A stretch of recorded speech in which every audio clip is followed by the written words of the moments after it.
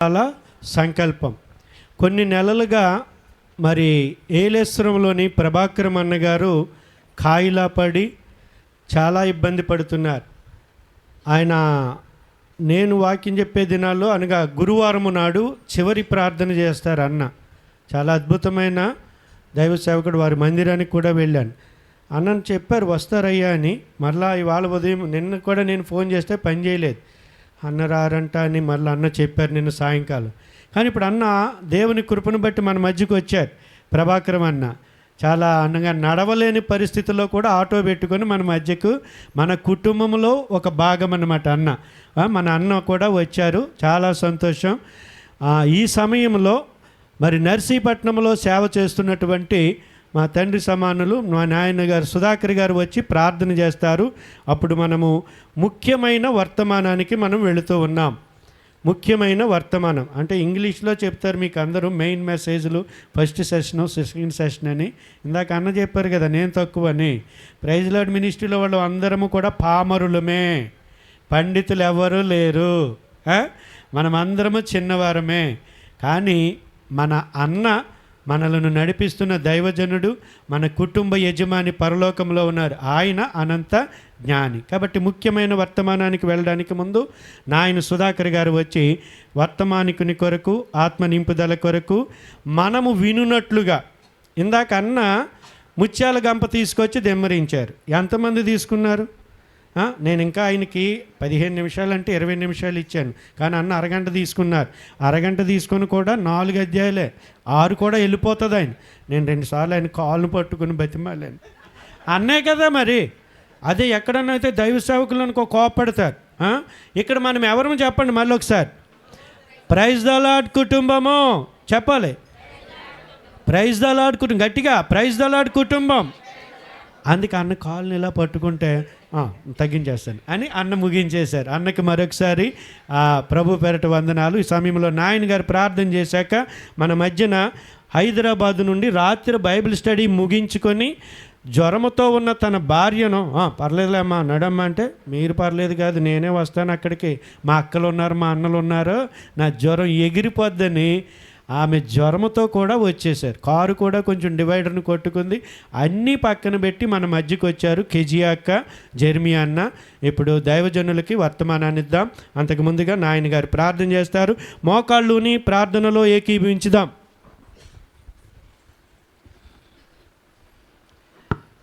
ప్రేమగల తండ్రి, కృపగల దేవ, దయగల రాజా, సర్వోన్నతుడ, సర్వాధికారి, సర్వలోక ఆత్మలకు దేవుడైన యెహోవా దేవ, సమస్త ఆశీర్వాదాలకు ఆధారభూతుడైన మా ప్రియ పరలోకపు తండ్రి, నీ ఘనమైన, ఉన్నతమైన, శ్రేష్టమైన, అతి విలువైన నామానికి వందనాలు, స్తోత్రాలు చెల్లిస్తూ ఉన్నాం. అద్భుతమైన ఈ ప్రైజ్ లార్డ్ మినిస్ట్రీ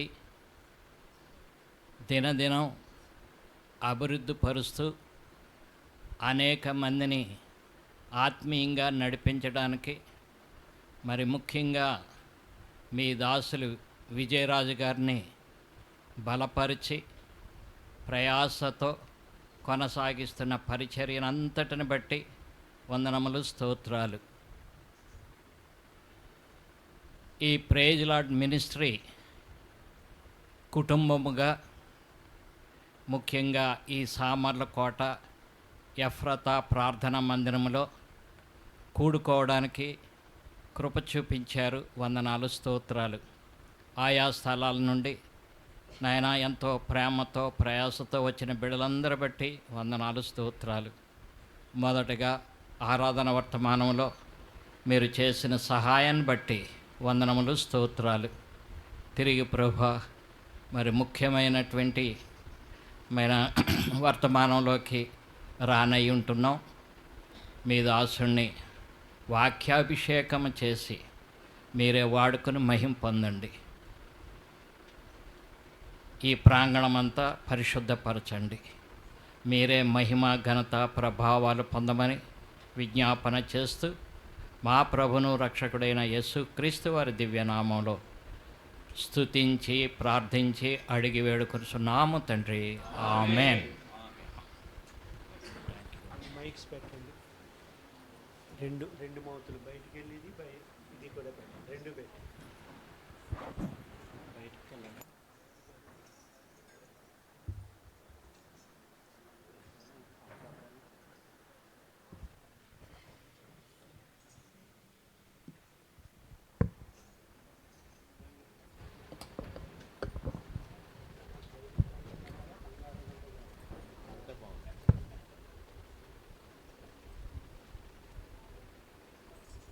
అందరికీ ప్రైజ్ ద లార్డ్. కొంచెం గట్టిగా చెప్పండి, నాకు చెవుడు. Thank you so much. అందరి స్వరం వింటే అదొక ఆనందం నిజంగానే. కొద్దిమంది చెప్పారనుకోండి, కొంతమందికి ఇంట్రెస్ట్, మిగిలిన వాళ్ళకి ఇంట్రెస్ట్ బలవంతంగా వచ్చి కూర్చున్నాం అనుకుంటారు. అందరూ కలిసి మరొక్కసారి praise the Lord. Very good, చాలా సంతోషం. ఈ రీతిగా మీ ముందు నిలబడటం అనేది ఒక విధంగా ధన్యత, బ్లెస్సింగ్. రెండోదిగా భయం కూడానే. అన్నిటికంటే ముందుగా వాక్యం కూడా చదవక మునుపు మీ అందరికీ నేను కృతజ్ఞుడై ఉన్నాను. ఎందుకంటే మా మిస్సెస్ కేజే గురించి మీరందరూ ప్రార్థన చేశారు. ప్రైజ్ లార్డ్ మినిస్ట్రీస్లో ఉన్న మీరందరూ ప్రార్థన చేశారు. అలాగే కాకుండా ఈ హెబ్రోను సహవాసంలో ఉన్న మీరందరూ కూడా ప్రార్థన చేశారు. మీ అందరి ప్రార్థన ప్రతిఫలంగా ఈరోజు ఆమె ఇక్కడికి రాగలిగింది. ఇక్కడ నిజానికి తన యొక్క ఆరోగ్యం అంతంత మాత్రం. కేరళలో ట్రీట్మెంట్ కొరకు వెళ్ళినప్పుడు అక్కడ నేను రెగ్యులర్గా ఇన్సూరెన్స్ కడుతున్నాను. ఇన్సూరెన్స్ కంపెనీ వాడు అడిగినట్లుగా అక్కడ హాస్పిటల్ వాళ్ళు ఇవ్వని కారణం చేత రిజెక్ట్ చేశారు ఇన్సూరెన్స్. దాంతో ట్రీట్మెంట్ మధ్యలో మానేసి వెనక్కి వచ్చేసాం మేము. 16 రోజులు ట్రీట్మెంట్, నెలన్నర ట్రీట్మెంటు, 16 రోజులు మేము ఉండి వెనక్కి వచ్చేసాము. మరి మా సొంత డబ్బులు పెట్టుకుని చేయలేక వెనక్కి వచ్చేసాము. అయితే అనుకోకుండా ప్రభు మరొక మార్గాన్ని ఏర్పరిచాడు. దానివల్ల ఆరోగ్యం మెరుగైంది. సరే, వస్తానికి ముందు నుంచి సిద్ధపడింది, కానీ 2 రోజుల క్రితం తన జ్వరం కాయలే పడింది.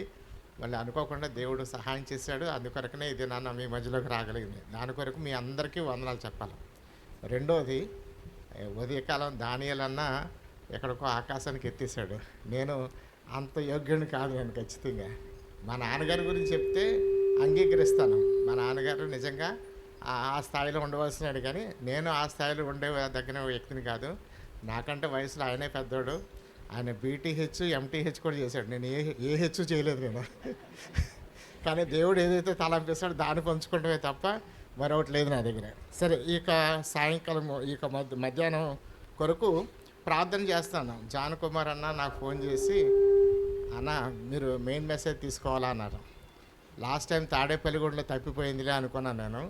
ఇక్కడ జాన్ కుమార్ అన్న పట్టుపట్టాడు, ఖచ్చితంగా తీసుకోవాలి మీరని చెప్పి.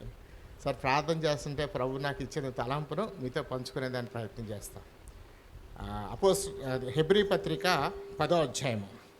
హెబ్రీలకు రాసిన పత్రిక 10వ అధ్యాయము 24, 25 వచనాలు అందరం కలిసి చదువుకుందాం.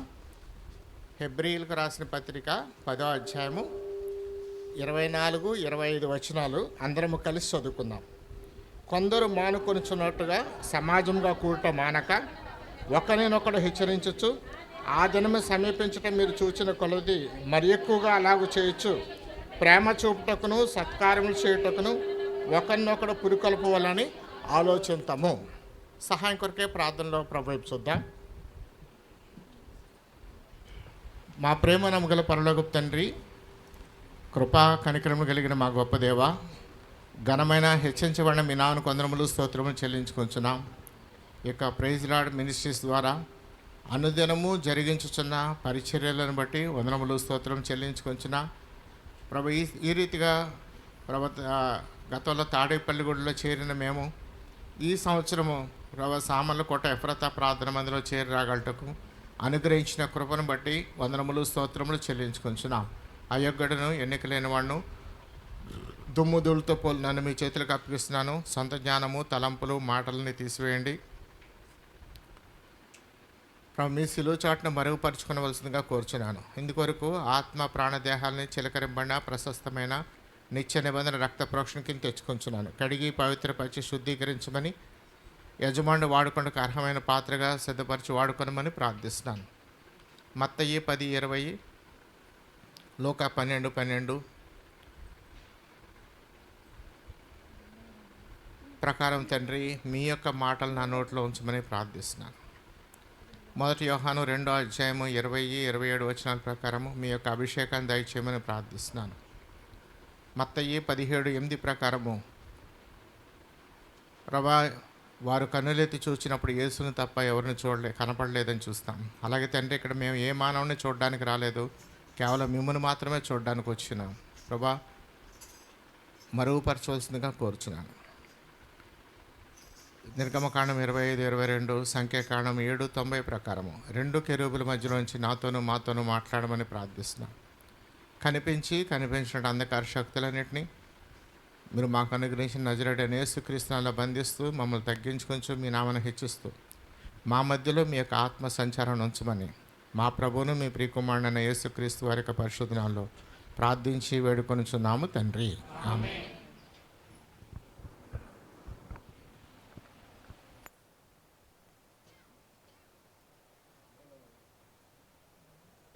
నేను ప్రార్థిస్తున్నప్పుడు ప్రభు నాకు ఇచ్చిన తలంపు ఇది.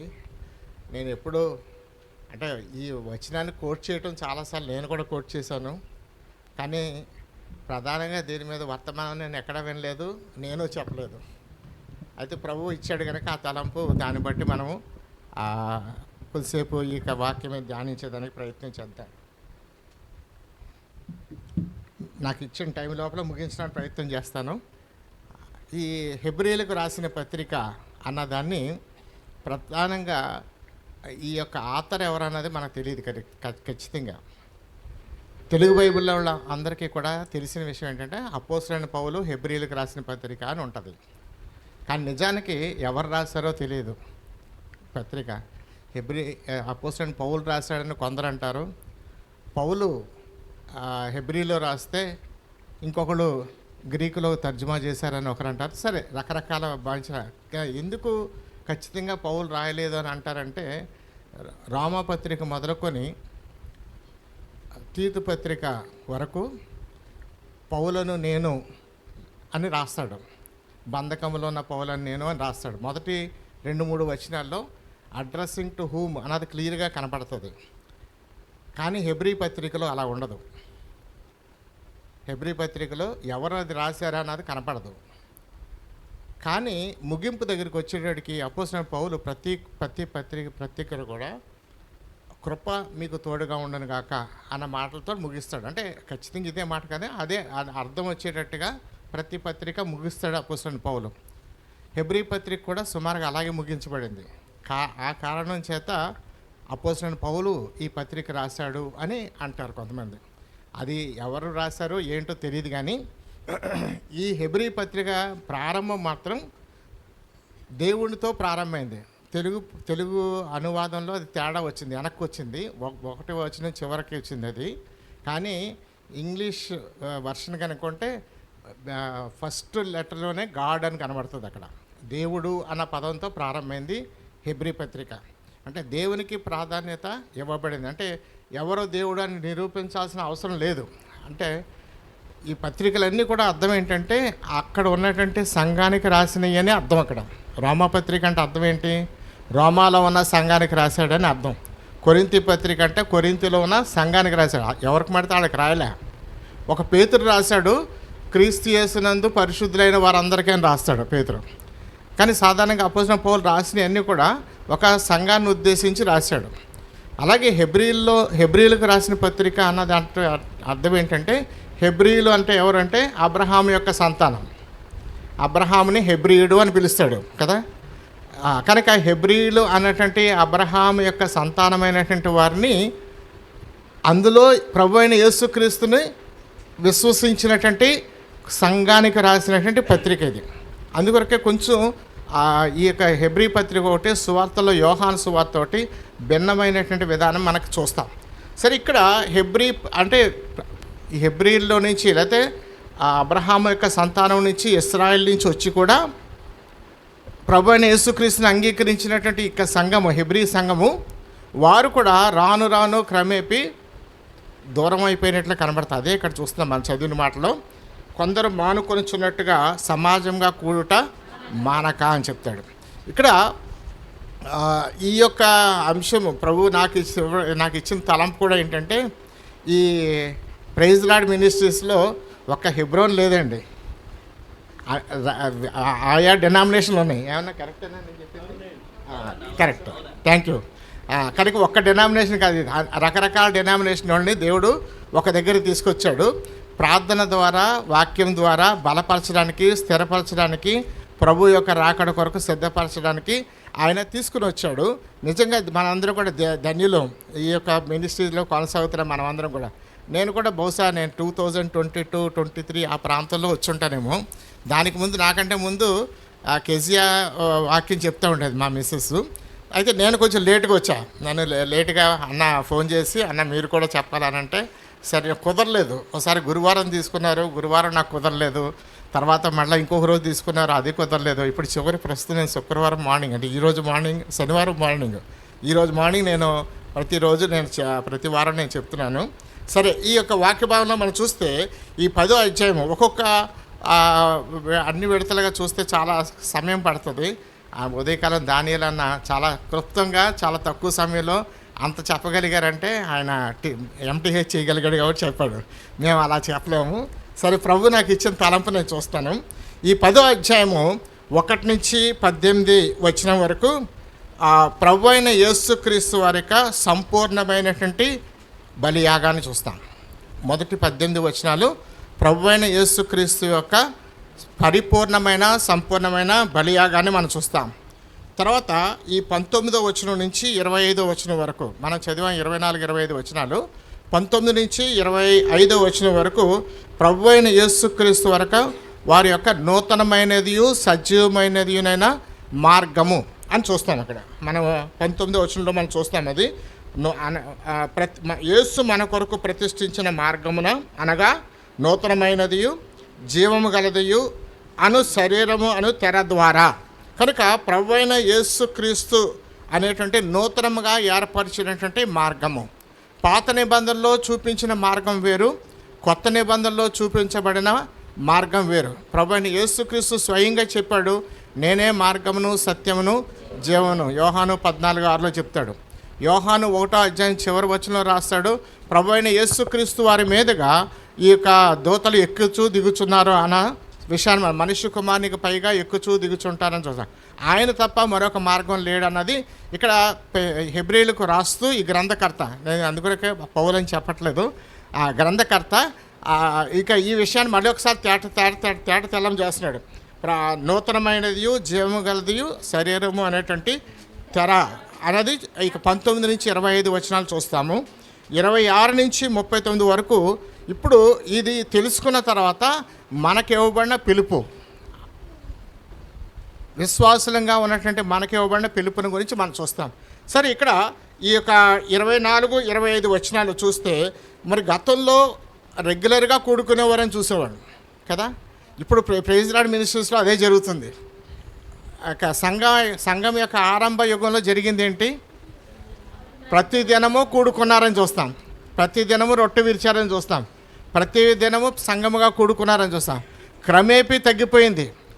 అపోస్తుల కార్యాలు 20వ అధ్యాయం దగ్గరికి వచ్చేసరికి 7వ వచనంలో ఆదివారం మేము రొట్టె విరుచుటకు కూర్చోండి ఉండగా అంట. అంటే ప్రతిరోజు దేవుని వాక్యం వినడానికి కూర్చునే దానికి బదులుగా అది క్రమేపీ తగ్గింది, ఆదివారంకి ఒకదానికే పరిమితమైంది. తర్వాత అపోస్తలుడైన పౌలు కానివ్వండి, లేకపోతే బర్నబా కానివ్వండి, ఇలాంటి వాళ్ళు ఎవరన్నా వచ్చినప్పుడు ప్రత్యేకించి వాళ్ళు సమావేశమయ్యేవారు, అప్పుడు మళ్ళీ చెప్పేవారు, వాక్య బోధ చేసేవారు. కనుక ఇది మనం చూస్తున్నాము. అంటే ఈ ప్రభు అయిన యేసుక్రీస్తు వారు మరణ, భూస్థాపన, పునరుత్థానం తర్వాత ఏర్పడిన సంఘము ఎలాగ కొనసాగిందని చూస్తున్నాం. క్రమేపీ ఇది తగ్గిపోయినట్లుగా మనం చూస్తున్నాం. ఇప్పుడు హెబ్రీలకు రాస్తూ అలాగ సమాజంగా కూడుట మానవద్దు అని చెప్తున్నాడు.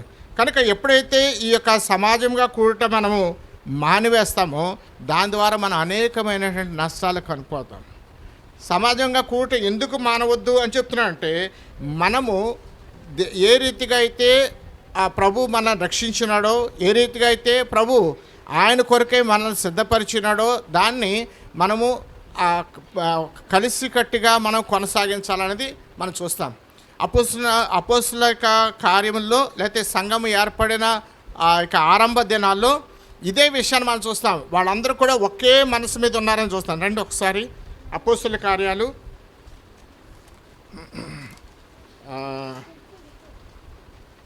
4వ అధ్యాయం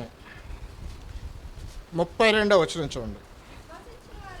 విశ్వసించిన వారందరూ ఏక హృదయమును ఏకాత్మయు గలవారై ఉండిరి. ఎవడును తన కలిగిన వాటిలో ఏదియూ తనదని అనుకొనలేదు. వారి కలిగినదంతయు వారికి సమిష్టిగా ఉండెను. కనుక విశ్వసించిన వారందరూ అంటే సంఘముగా ఏర్పడిన వారు వాళ్ళందరూ కూడా ఏక హృదయము ఏకాత్మ కలిగిన వారు. ఏక హృదయము ఏకాత్మ ఉంటే వచ్చేటటువంటి మేలు లేకపోతే వచ్చేటటువంటి ప్రయోజనం ఏంటంటే అక్కడ తర్వాత రాస్తాడు. ఏమని రాస్తాడు అక్కడ? ఎవడును తన కలిగిన వాటిలో ఏదియు తనదని అనుకొనలేదు. ఈరోజు అది మనం చూడలేమండి. తనకు కలిగింది తనదనే అనుకుంటాడు తప్ప ఎదుటివాడి దాన్ని అనుకోలేడు కదా. ఉదాహరణ కొరకు నన్నే తీసుకుందాం. ఈ సెల్ ఫోన్ నాది, ఎక్కడో పోయింది అనుకోండి, నేనేమంటాను? నా సెల్ ఫోన్ ఎక్కడో పోయింది అంటాను, కానీ మన సెల్ ఫోన్ పోయిందని అన్నే నేను పొరపాటును కూడా. కానీ ఆదిమ సంఘం అలా చేసింది. ఎవడును ఏదియు తనదని అనుకొనలేదు. అంత అంటే ఏక హృదయము ఏకాత్మ ఉంటే అన్నీ కలిపి ఒక దగ్గర పెట్టారు. దాన్నే అందరూ కలిసి ఏది ఎవరికి అవసరమో దాన్ని తీసుకున్నారు. మన సహవాస ఆరంభం కూడా అలాగే ఉండిందండి. అంటే పాతవాళ్ళకి తెలుసు ఈ విషయం, మిగిలిన వాళ్ళకి తెలవకపోవచ్చు, లేకపోతే విన్నవాళ్ళకి తెలుసు. ఆదివారమున లేకపోతే ఏదన్నా ప్రత్యేకమైన కూడిక సమయంలో బక్సీ అంకులు చెప్పేవారు, మీ ఇంటి కొరకు ఏవైతే సిద్ధపరచుకున్నారో అవి తీసుకురండి, ఇక్కడ అందరం కలిసి తిందామనేవారు. మన కొరకే, మన కుటుంబం 3 ఉంటే 3, 10 మంది ఉంటే 10 మంది, వాళ్ళ కొరకు ఏదైతే సిద్ధపరచుకున్నామో, అన్నం అయితే అన్నం, కూర అయితే కూర, చారు అయితే చారు, సాంబార్ అయితే సాంబారు, అవి తీసుకుని వస్తే అక్కడ హెబ్రోన్లో ఏం చేసేవారంటే అన్ని రకాల అన్నాలు కలిపేసేవారు. పులిహారి కానివ్వండి, పొంగల్ కానివ్వండి, అన్నం కానివ్వండి, ఫ్రైడ్ రైస్ కానివ్వండి, బిర్యానీ అన్నీ కలిపేసేవారు. అలాగే కూరలన్నీ కలిపేసేవారు. ఒక కూర కాదు, ఎన్ని కూరలు ఎవరెవరు తీసుకొస్తే అన్నీ కలిపేసేవారు. సాంబారు చారు కలిపేసేవారు. కలిపేసి వరుస పెట్టి అందరికీ వడ్డించేవారు. కలిసికట్టుగా తిన్నారు, సంతోషంగా ఉన్నారు. అప్పుడు ఈ రోజులు అలా కనుక చేశారనుకోండి, ఇంకోసారి మందిరానికి రామంటారు. మారిపోయింది, ఇప్పుడు పద్ధతి మారిపోయింది. కానీ మనం హెచ్చరించబడుతున్నాం ఏమనంటే అలా చేయట వద్దు అని హెచ్చరించబడుతున్నాం. ఎప్పుడైతే మనం కనుక అటువంటి జీవితాన్ని మనం కలిగి ఉంటామో అప్పుడు ప్రభువునందు మనం ఆనందించగలం. ఈ ఏక హృదయము ఏకాత్మ ఉంటే వచ్చేటువంటి ప్రయోజనము చాలా గొప్పది. ఒక్కసారి చూడండి, ఇదే అపోస్తుల కార్యాల్లో 4వ అధ్యాయము అంటే 27వ వచనం నుంచి చూస్తే మంచిది, కానీ నేను అదంతా నేను చదివించట్లేదు. కానీ 31వ వచనం చూడండి. ఇప్పుడు వారు ప్రార్థన చేయగానే వారి కూడి ఉన్న చోటు కంపించెను. చాలండి.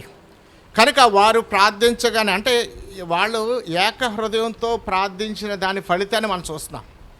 ఏక హృదయంతో ప్రార్థిస్తే వారు కూడి ఉన్న చోటు కంపించింది. రెండవదిగా అందరూ పరిశుద్ధాత్మతో నింపబడ్డారు. ఒకళ్ళు కాదు, అక్కడ రాశాడు. ఏమని రాశాడు అక్కడ?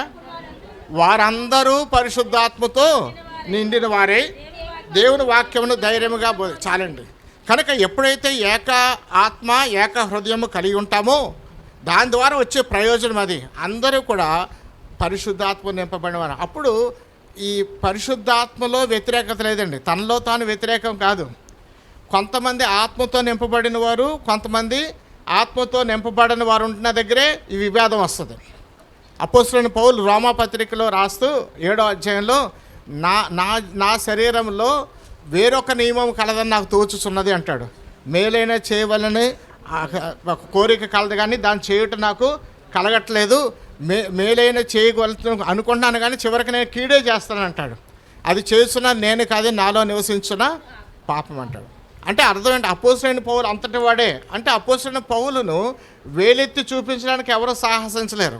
అంత ఖచ్చితమైన జీవితం జీవించిన వాడు తనంతట తాను ఒప్పుకుంటున్న విషయం ఏంటంటే నాలో 2 నియమాలు ఉన్నాయి అంటాడు. కనుక ప్రతి విశ్వాస యొక్క జీవితంలో ఈ సంఘర్షణ కొనసాగుతూనే ఉంటుంది. ఎప్పుడైతే మనము ప్రభు కొరకు జీవిస్తే అందరూ కలిసి జీవిస్తామో, ఏక హృదయము ఏకాత్మ కలిగి వస్తామో, అప్పుడు ఈ యొక్క ఆ పరిశుద్ధాత్మతో అందరు నింపబడినట్టు వైనం కనబడుతుంది. తర్వాత అందరూ పరిశుద్ధాత్మతో నింపబడిన వారే వాక్యం బోధిస్తారు. దాని ద్వారా సంఘానికి క్షేమాభివృద్ధి కలుగు చేయబడుతుంది. ఇది జ్ఞాపకం చేస్తున్నాడు. సరే, ఒక 5 విషయాలు చూసి నేను ముగించేస్తాను. ఇక్కడ మనం ఈ రీతిగా సమాజంగా కూడితే వచ్చేది ఏంటి? సమాజంగా కూడుట మానవద్దు అని చెప్తున్నాడు ఇక్కడ హెచ్చరిక. మనం కూడితే వచ్చేది ఏంటంటే, ఎందుకు కూడతామంటే దేవుని దగ్గర నుంచి ఏదైనా వాక్యం పొందాలని, దేవుని యొక్క వాక్యం ఏదైనా వినాలని మనం కూడతాం. ఊరికి ఎందుకు కూడతాం మనం కదా? కనుక దేవుని యొక్క కొన్ని చోట్ల వాక్యం కొరకు కూడి వస్తారు. దీనికి టైం చెప్తారు. నీకు పావు గంట, లేకపోతే అరగంట, లేకపోతే గంటలో ముగించేయాలా అని చెప్తారు. ఇది అయిపోయిన తర్వాత 3 గంటలు ఇక్కడే కూర్చొని పిచ్చాపాటి మాట్లాడుకుంటారు. అదే వాక్యానికి ఎక్కువ సమయం ఇస్తే ఎంత బాగుంటుంది. కానీ దానికేమో రిస్ట్రిక్షన్ పెడతారు. ఇంత సమయంలో ముగించేయాలంటారు. అయిపోయిన తర్వాత గంటల కొద్దీ కూర్చొని వాళ్ళ గురించి వీళ్ళకి. ఇది లోకాభిరామాయణం మనకెందుకంట? మనం కూర్చున్నప్పుడు మనం ఎందుకు కూడి రావాలంటే దేవుని వాక్యం వెంటనే కూడి రావాలా. అది మనం నేర్చుకోవాల్సిన విషయం ఫస్ట్. కనుక ఇక్కడ ఆదిమ సంఘం అదే చేసింది. ఆ యొక్క ఆశ, ఆతృత, వినాలన్నటువంటి తపన వారందరిలో కలిగి ఉంది. చూడండి ఒకసారి లూకాసు వార్త 21వ అధ్యాయము 38వ వచనం. లూకాసు వార్త 21వ అధ్యాయము 38వ వచనం.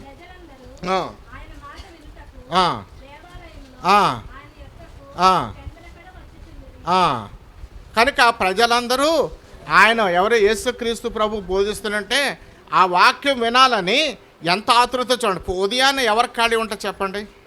ఎవరికి ఖాళీ ఉండదు. ఉదయాన్న పెందల కడ ఎవరికి ఖాళీ ఉంటుంది? ఎవరికి ఖాళీ ఉండదు. కానీ ఇక్కడ వాళ్ళకి ఆ వాక్యం వినాలన్న ఆశ వారిని ఏం చేసిందంటే పెందల కడ లేచి ఆ సమాజ మందిరికి వచ్చేలా చేసింది. ఆయన ఉదయకాలాన్నే అక్కడికి వచ్చి కూర్చుంటుంటే, అంటే దాని ముందు వాక్యంలో చూస్తాము, సాయంకాలం ఏమో వెళ్ళిపోయేవాడు బేతలేకి, ఉదయకాలాన్ని మళ్ళీ సమాజ మందిలో బోధిస్తాకు వచ్చినాడని చూస్తాం. ఆ ఉదయకాలాన్ని రాగానే అందరూ వచ్చారు. ఎంతమంది వచ్చారని రాశాడండి అక్కడ? ప్రజలందరూ. కొద్దిమంది కాదండి వచ్చింది అక్కడ. ప్రజలందరూ కూడా వాక్యం వినాలి. మనం సమాజంగా ఎందుకు కూడటం మానవద్దనంటే ఈ వాక్యం పోతుంది. ఈరోజు దేవుడిచ్చిన నూతనమైన ప్రత్యక్షత మనం పొందాలంటే మనం కూడి రావాలి ఖచ్చితంగా. నిజంగా విజయరాజు అన్న చేస్తున్న పరిచర్య అద్భుతమైంది. ఆయన కళ్ళు లేవు కానీ మొత్తం ఇన్ని కళ్ళు ఆయనవే. మనం ఎంతమంది ఇంకా చాలామంది రాలేకపోయారు కానీ ఇన్ని కళ్ళు ఆయనవే. కనుక ఇంతమందిని ఆయన సమావేశపరచగలిగాడు. ఆయన ఇంటర్ డినామినేషన్ ఒక సేయింగ్ ఉంది ఇంగ్లీష్లో ఏంటంటే, there is no independent Christianity but there is an interdependent Christianity. అంటే అర్థం ఏంటంటే వ్యక్తిగతంగా ఒంటరిగా క్రైస్తవుడిగా నువ్వు జీవించలేవు. ఒకళ్ళ మీద ఆధారపడి జీవించాలా. కనుక ఒకళ్ళకొకళ్ళు ఆధారం అన్న దేవుడు ఇచ్చిన ప్రత్యక్షత గొప్పది నిజంగానే. ఒక్క డెనామినేషన్ కాకుండా అన్ని రకాల డెనామినేషన్ వాళ్ళని ఒక దగ్గరికి సమకూర్చాడు అన్న. కనుక ఈ సమకూర్చడం ద్వారా ఏంటంటే వాక్యం వినడానికి, మొట్టమొదటిగా ఈ సమకూర్చడం దేని కొరకంటే వాక్యం వినడానికి. ఇక్కడ యేసు ప్రభు వాక్యం చెప్తుంటే ప్రజలందరూ కూడా ఆ మాట వినడానికి వచ్చారన్న. అదే లూకాసు వార్త 10వ అధ్యాయం 39వ వచనం అందరికీ తెలిసిన మాట. కాదండి 19:10 అది మీరు చెప్తున్న మాట. 10:39 నేను చెప్తాను. ఈమె యేసు పాదముల దగ్గర కూర్చుండి ఆయన బోధ వినుచుండెను. మరియా యేసు పాదముల దగ్గర కూర్చుండి ఆయన బోధ వినుచున్నది. అంటే ఇంట్లో పనులు లేకనా మార్త ఒక పక్కన హైరాణ పడుతుంది, ఎన్నో పనులు పెట్టుకుని ఉన్నది. ఇంకా ఒక విధంగా ఆమెకు అసూయ కూడా వచ్చింది. ప్రభువా ఇదేంటిది, నేను ఇంత ఇబ్బంది పడుతుంటే ఈమె అలా కూర్చుని ఉంది, ఆమెకు నువ్వు చెప్పొచ్చు కదా అంటది. కానీ ప్రభువు చెప్పాడు మరియ ఉత్తమమైనది ఏర్పరచుకొని అంటది. కనుక మనము ప్రభువు దగ్గర కూర్చుని ప్రభు యొక్క మాటలు విన్నంత ఉత్తమమైనది మరొకటి లేదు. ఎందుకు మనం కూడి రావాలంటే మొట్టమొదటిగా దేవుని యొక్క వాక్యాన్ని వినటం కొరకే కూడి రావాలా. యోహాను సువార్త 8వ అధ్యాయంలో 2వ వచనంలో ఇంకో మాట ఉంటుంది చూడండి. యోహాను సువార్త 8వ అధ్యాయము, అక్కడ కూడా ఇలాంటి మాటే. ఆ, ఆ, ఆ, ఆ. ఎప్పుడు ప్రజలందరూ వచ్చి చేరారో వారికి బోధించడం మొదలుపెట్టాడు ఆయన. కనుక కూడి రావటం వల్ల ఓ ప్రయోజనం ఏంటంటే, మనము ప్రభువుని గురించిన అనేకమైన విషయాలు, వాక్యం యొక్క లోతైన సత్యాలు మనం గ్రహించడానికి వీలవుతుంది.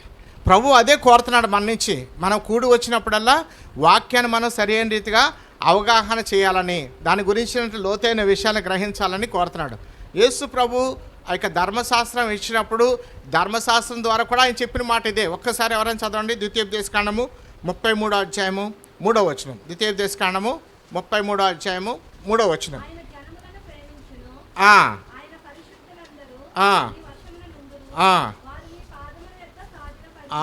కనుక ఆయన జనముల దగ్గరికి వస్తాడు, పరిశుద్ధులందరూ నీ దగ్గరికి వస్తారు. వాళ్ళు ఏం చేస్తారంటే అక్కడ సాగిలపడతారు. తర్వాత అమ్మ, నీ ఉపదేశమును తెలుగులో అంగీకరించుదురు అని ఉంది.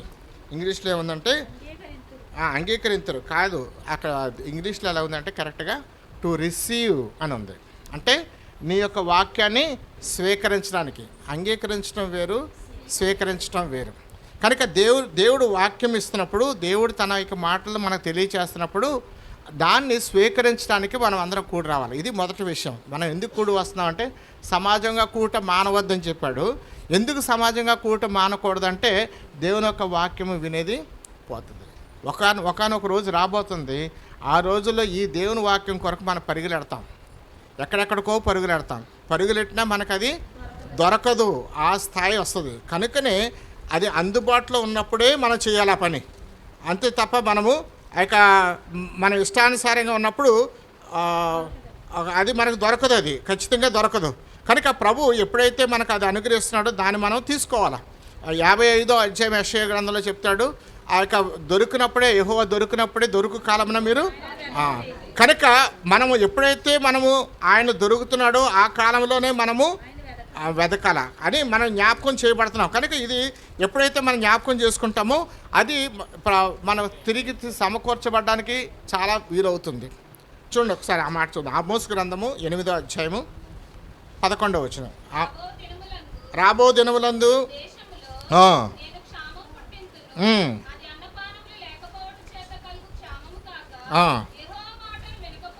యెహోవా మాటను వినకపోవటం వలన కలుగు క్షేమముగా ఉండును, ఇదే యెహోవాకు. కాబట్టి జనులు యెహోవా మాట వెదుకుటకై ఈ సముద్రం నుండి ఆ సముద్రం వరకు, ఉత్తర దిక్కు నుండి తూర్పు దిక్కు వరకు సంచరించుదురు, కానీ అది వారికి దొరకదు. చాలండి.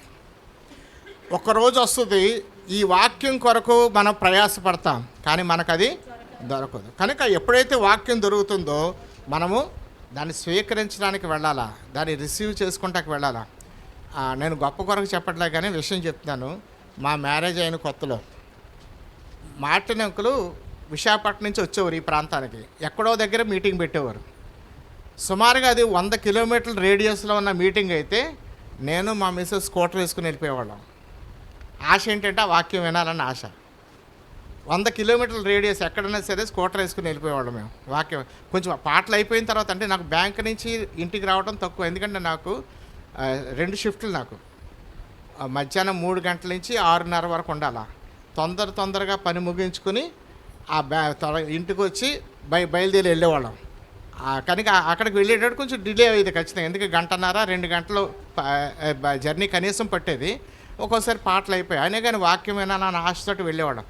ఈ ఆశ ఈరోజు కనబట్టలేదు. ఫ్యాక్ట్ చెప్తున్నాను నేను. మన దగ్గరికి వచ్చి ఫోన్ చేసినా కానీ, ఇంతకుముందు ఫోనులు లేవండి, ఫోన్లు లేవు. సైకిల్ వేసుకున్నో లేకపోతే ఇంకో మార్గం ద్వారా ఒకళ్ళకి చెప్పి ఇక వాళ్ళందరికీ చెప్పమని వాళ్ళకి చెప్పి అలా చెప్పేవాళ్ళం. మా చిన్నతనంలో తిరిగాను అలాగా.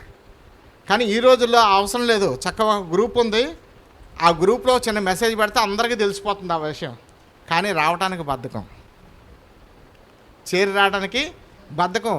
ఉన్న విషయం ఉన్నట్టుగా చెప్పుకోవాలి. కానీ ఎందుకు ఇది హెచ్చరించబడుతున్నామంటే, నిజమైన దేవుని వాక్యం. ఆ మాట ఆమోస్ గ్రంథంలో చెప్తాడు, యెహోవా మాట అంటున్నాడు. అక్కడ వాక్యం అని చెప్పట్లేదు, అక్కడ ఏం రాశాడండి? అంతే కదా. అంటే అర్థం ఏంటంటే ఈరోజు వాక్యం సమృద్ధిగా ఉంది. మీ సెల్ ఫోన్ ఓపెన్ చేసుకుంటే వాక్యము, టీవీ ఆన్ చేస్తే వాక్యము, తర్వాత వార్తాపత్రిక చదివితే వాక్యము. ఎన్ని జర్నల్స్, క్రిస్టియన్ జర్నల్స్ ఎన్ని వస్తున్నాయో చెప్పలేము. సమృద్ధి అయిన వాక్యం ఉంది. కాదంటే అది యెహోవా మాట కాదా కావాలి మనకి.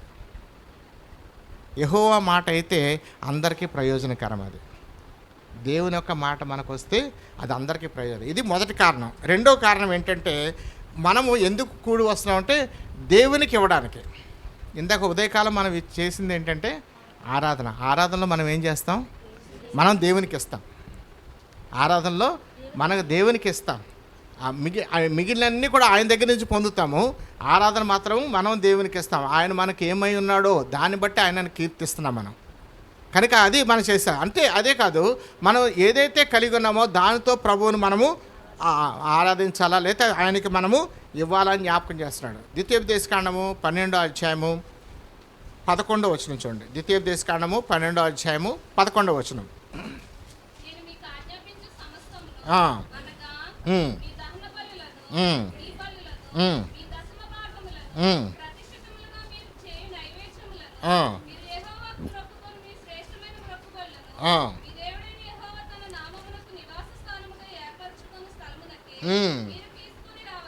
చాలండి.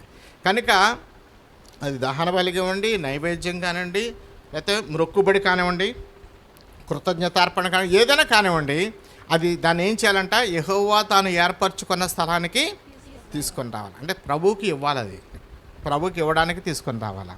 రెండవదిగా మనం ప్రభువుకి ఇవ్వడం నేర్చుకోవాలి. మొట్టమొదటిగా మనం దేవుని యొక్క వాక్యాన్ని రిసీవ్ చేసుకోవడానికి మనము కూడి రావాలా. రెండవదిగా ప్రభువుకి ఇవ్వడానికి మనము రావాలి. అదే అధ్యాయం 26వ వచనం చూడమ్మా.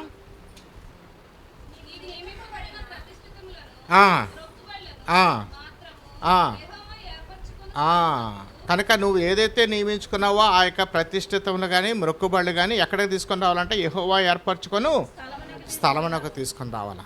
అక్కడ దేవునికి అది అర్పించాలా అది చెప్తున్నాడు. మొదటి సమూయేలు గ్రంథము 1వ అధ్యాయము 24వ వచనం. మొదటి సమూయేలు గ్రంథము 1వ అధ్యాయము 24వ వచనం.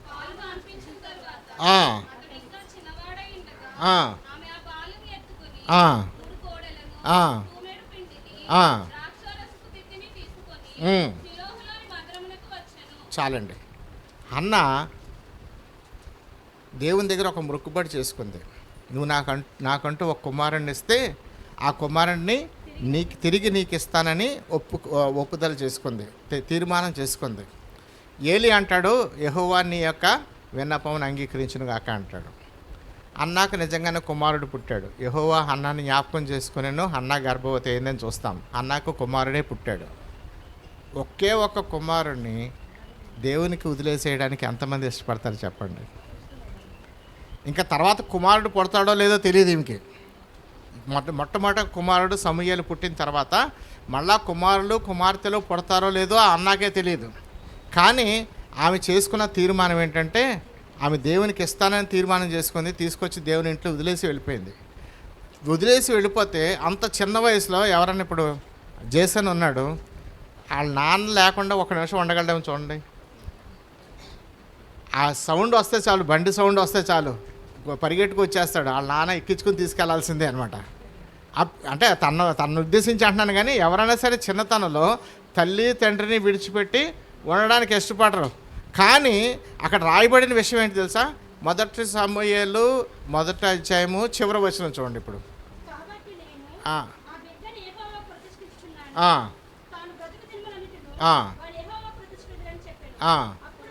అప్పుడు వాడు యెహోవాకు అక్కడనే. ఎంత అద్భుతం చూడండి. అంటే ఆమె తీసుకొచ్చి దేవుని ఇంట్లో విడిచిపెట్టేసి వెళ్ళిపోలేదు అని ఆ చిన్న బిడ్డను సిద్ధపరిచింది. ఎలా సిద్ధపరిచింది అంటే, ఇక నేను నీకు అమ్మను కాదు, ఈయన నీకు నాన్న కాదు, అక్కడ ఉన్న వాళ్ళే నీకు అమ్మ నాన్నలు అవుతారు. అదే నీకు. ఎవరైనా చిన్నపిల్లలు కొత్త స్థలాన్ని తీసుకెళ్ళండి, కొత్త ఏమన్నా అన్నీ పీకేస్తూ ఉంటారు, వాటిని చూస్తూ ఉంటారు, అది లాగేస్తాను చూస్తారు, అది నాకు కావాలని అడుగుతుంటారు. ఇతను అలా చేయలే. ఇతను ఏం చేశాడు అక్కడ? అదేండి అన్న సిద్ధపరిచిన విధానం. దేవునికి ఇవ్వడానికి కూడా సిద్ధపడింది ఆమె, ప్రాపర్గా సిద్ధపడింది ఆమె. ఇది నా జీవితంలో కూడా కావాలా. ఎప్పుడైతే అది కనుక మన జీవితంలో ఉందో దేవుడు మనల్ని చూసి సంతోషిస్తాడు. నా వాడని నీ గురించి నా గురించి చెప్పుకోవడానికి ఇష్టపడతాడు. అన్న అటువంటి జీవితాన్ని కలిగి ఉన్నది, దేవునికి ఇచ్చింది ఆమె మనం చూస్తున్నాం. కీర్తనలు 66వ అధ్యాయము 13, 14, 15 వచనాలు చూడము. 66వ కీర్తన. ఆ, ఆ, ఆ, ఉమ్, ఉమ్, ఆ, ఆ, ఆ, ఆ, ఉమ్. చాలండి. కనుక ఇక్కడ కష్టం వచ్చింది. ఇప్పుడు నాకు 14 వచనం చెప్తాడు, నాకు శ్రమ కలిగినప్పుడు నా పెదవులు పలికిన మొక్కుబళ్లను, నా నోరు వచించిన మొక్కుబళ్లను నేను నీకు చెల్లించదు. సాధారణంగా మనం అందరం కూడా ఇదే కోవకు చెందిన వాళ్ళం. మనకి నిజంగా కష్టం వచ్చింది అనుకోండి, ఆపద వచ్చింది అనుకోండి, ఇంకా దాని నుంచి గట్టెక్కలేమేమో అనుకున్న పరిస్థితి వచ్చింది అనుకోండి, మన ప్రయత్నాలు మనం చేస్తాం. ఎంతోమంది దగ్గరికి వెళ్ళి వాళ్ళ ద్వారా ప్రయత్నం అవుతుందేమో, వీళ్ళ ద్వారా వెళ్తుందేమో, వీళ్ళ ద్వారా అవుతుందేమో, లేకపోతే రాజకీయ నాయకుల ద్వారా అవుతుందేమో, పెద్దవాళ్ళ ద్వారా అవుతుంది, అన్నీ మన ప్రయత్నాలు మనం అన్నీ చేస్తాం.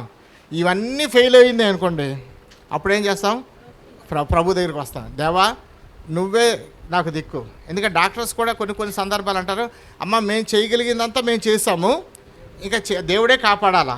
డాక్టర్లు అనే మాట చివరిలో చెప్పే మాటలు అయ్యే, మేము చేయగలిగిందంతా మేము చేసాము, దేవుడే కాపాడాలంటారు. కనుక అప్పుడు ఏం చేస్తామంటే మనకు దేవుడు గుర్తుకొస్తాడు, అప్పుడు మనుషులు గుర్తురారుక. అలాంటి అనారోగ్యం వచ్చింది అనుకోండి, డాక్టర్స్ చెయ్యి దాటిపోయింది అనుకోండి, అప్పుడు దేవుని అప్పుడు ఏమైనా మొక్కుంటామంటే, ప్రభువా నా ప్రాణాన్ని కాపాడితే, లేకపోతే నా అమ్మని కాపాడితే, లేకపోతే నా నాన్న కాపాడితే, లేకపోతే నా కూతుర్ని నా కొడుకుని కాపాడితే నేను ఇలా చేస్తాను అలా చేస్తానని ఒప్పుకుంటాం. దేవుడు మన ప్రార్థన ఆలకించి నిజంగా అదే పని చేస్తాడు. నిజంగా వాళ్ళు బ్రతికి బయటపడతారు. డాక్టర్లు ఏమో 24 గంటల్లో చచ్చిపోతాడు అనుకుంటే, మనం ఒక 2 సంవత్సరాలు 3 సంవత్సరాలు 10 సంవత్సరాలు కూడా జీవించిన వాళ్ళు ఉన్నారు అలాగా. అప్పుడేం గుర్తు రాదు తెలుసా?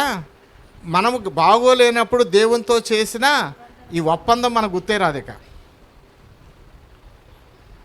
అది కాకూడదు. రెండోదిగా మన సమాజంగా కూడి వచ్చినప్పుడు మనం చేయవలసింది ఏంటంటే దేవునికి ఇవ్వటం నేర్చుకోవాలా.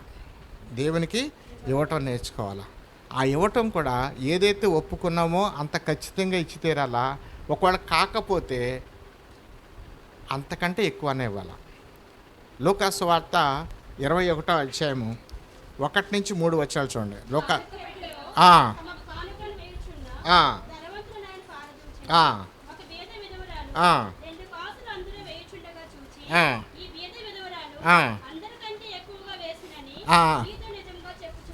చూడండి, యేసు ప్రభు చూసిన ఉద్దేశం చూడండి. అందరూ కానుకలు వేశారు, కానుకలు ఆయన చూస్తూ ఉన్నాడు. మరి 2 కాసులు మాత్రమే వేసింది ఒక పేద విధవరాలు. ఆమె ధనవంతురాలు 2 కాసులు వేసిందంటే మిగిలిన వాళ్ళు అంతకంటే తక్కువ వేశారు అనుకోవాలా. కానీ పేద విధవరాలు 2 కాసులు మాత్రమే వేస్తే యేసు ప్రభు చెప్తున్న మాట ఏంటి? అందరికంటే ఎక్కువ వేసింది. కారణం ఏంటంటే తన జీవనం అంతా వేసేసింది. అంటే ఆమె తన కొరకు ఏం దాచుకోలే, అంతా దేవునికి ఇచ్చేసింది. అంటే నిన్ను అలా చేయమని అంటలేదు, కానీ నువ్వు ఏదైతే ప్రభువు దగ్గర తీర్మానం చేసుకున్నావో అది ఖచ్చితంగా చెల్లించాలా, లేకపోతే అంతకంటే ఎక్కువనే ఇవ్వాలి ప్రభు కొరకు. కాల్గేట్ తెలుసా మీకు? అది విన్నారా ఎప్పుడన్నా కాల్గేట్ గురించి? ఆ కాల్గేట్ అన్న వ్యక్తి, అది ఆయన పేరు మీద వచ్చినది కాల్గేట్ టూత్పేస్ట్. ఆయన ఆ కంపెనీలో చిన్న ఉద్యోగం జాయిన్ అయ్యాడు. జాయిన్ అయిన ఆ వ్యక్తి దేవుని యందు విశ్వాసమును అధికంగా ఉంచాడు. ఆ యొక్క విశ్వాసమే అతను అంచెలంచెలుగా హెచ్చించింది, ఆ కంపెనీ అంతటిని కొనుక్కునేలా చేసింది. ఆయన హెచ్చిన కొలది మొట్టమొదటిగా 10% క్రమంగా దేవునికి ఇచ్చాడు, అంటే 10వ భాగం. తర్వాత దాన్ని 20% చేశాడు, తర్వాత 40% చేశాడు, తర్వాత 50-50 చేశాడు. తన 50%, దేవునికి 50%, 60%, 70%, చివరికి ఎంత తెలుసా? 90%. Very good. 90% దేవునికి, 10% ఈయనకి. వచ్చిన లాభంలో 90% దేవునికి, 10. అంటే అలాగే ఇమ్మని మిమ్మల్ని చెప్పట్లే, కానీ నువ్వు ఎంత ఇస్తే అంత ఆశీర్వదించబడతావు. అది మాత్రం రెండోది. ఆ మూడోది, మనం ఎందుకు ఇలా చేరి వస్తామంటే ఒకరిని ఒకరు ప్రోత్సహించుకోవడానికి, ఒకరిని ఒకరు బలపరుచుకోవడానికి. ఎందుకంటే ఈ లోకంలో ఒకళ్ళు అన్నీ కలిగి ఉంటారు, ఒకళ్ళకి ఏమీ ఉండదు. అప్పుడు మనం ఏం చేయాలంటే వాళ్ళ లేమిని చూడాలా, వారి అక్కరను చూడాలా. మనము కూడి వచ్చేదే అందుకొరకు. నాకు తెలుసు, మేము రాజమండ్రి రాకముందు ఏలూరులో ఉండేవాళ్ళం. అప్పుడు నేను చాలా చిన్నవాడిని, కానీ నాకు బాగా తెలుసు, అక్కడ ఒక డాక్టర్ గారి ఫ్యామిలీ వచ్చేది మా దగ్గరికి. ఆ డాక్టర్ గారి వైఫ్ ఏం చేసేదంటే మందిరంకి వచ్చి కూర్చున్నప్పుడు ఒక్కొక్కసారి ఒక్కొక్క దగ్గర కూర్చొని, ఈ రోజుల్లో అంటే నేను చూసి చెప్తాను, అప్పటికి ఇప్పటికి తేడా చెప్తున్నాను. ఎప్పుడు ఎక్కడ కూర్చుంటారు అక్కడే కూర్చుంటారండి. మందిరంకి వచ్చిన వాళ్ళు అక్కడ కూర్చుంటే ఎప్పుడు వచ్చి అక్కడే కూర్చుంటారు. ముందుకు రమ్మని చెప్పినా వాళ్ళు అక్కడి నుంచి కదలరు, అక్కడే కూర్చుంటారు. ఎక్కడ కూర్చున్న వాళ్ళు అక్కడే కూర్చుంటారు. కానీ ఆమె ఏం చేసేదంటే ఒక్కొక్కసారి ఒక్కొక్క దగ్గర కూర్చునేది. అలాగే మెల్లమెల్లగా వాళ్ళకి అవసరం ఏంటో తెలుసుకునేది ఆవిడ. ఎవరికి చెప్పేది కాదు. ఇంటికి వెళ్ళిపోయిన తర్వాత ఆమె వాళ్ళకి ఏది అవసరమో దాన్ని కొనుక్కొనో లేకపోతే తన ఇంట్లో ఉంటే తీసుకునో తెలియకుండా వాళ్ళ ఇంటికి వెళ్ళి ఇచ్చేది. తెలిసి కాదండి, ఈ రోజులో ఎవరైనా ఇచ్చేవాళ్ళు ఉన్నారు, లేదనట్లేదు నేను, కాదు 10 మందికి తెలిసేలాగా ఇస్తారు, దానివల్ల ప్రయోజనం లేదు. తెలియకుండా చాలా సీక్రెట్గా తీసుకెళ్ళి ఇచ్చేది ఆమె. దేవుడు వాళ్ళని ఆశీర్వదించాడు. వాళ్ళు ఇప్పుడు గుడివాడ, ఇప్పుడు లేరు, ప్రభు దగ్గరికి వెళ్ళిపోయారు. గుడివాడలో ఉండేవారు. తర్వాత ఏలూరు తర్వాత ఆయా ప్రాంతాలకు తిరిగి గుడివాడలో సెటిల్ అయ్యారు. అక్కడ ప్రభు దగ్గర. అయితే వాళ్ళ యొక్క నేచర్ అది నేను చూశాను, నా కళ్ళతో నేను చూసింది చెప్తున్నాను నేను. అంటే అది మన జీవితం కావాలా, అది దేవుడు చెప్తున్నాడు. అక్కడ ఎప్పుడైతే మనం ఒకళ్ళు కలిసి వస్తామో ఒకరి గురించి ఒకరి అవసరాలు మనం పంచుకునే వారం ఉండాలా, లేకపోతే కొన్ని అవసరం లేకపోయినా కానీ ప్రభువులో మనం బలపరుచుకోవాలి. ఒకరి ద్వారా ఒకరు మనం బలపరుచుకునే వాళ్ళంగా మనం ఉండాలి. అది మనము నేర్చుకోవాల్సిన సత్యం. చూడండి ఒక్కసారి రోమాపత్రిక 12వ అధ్యాయము 10వ వచనం చూడండి. రోమాపత్రిక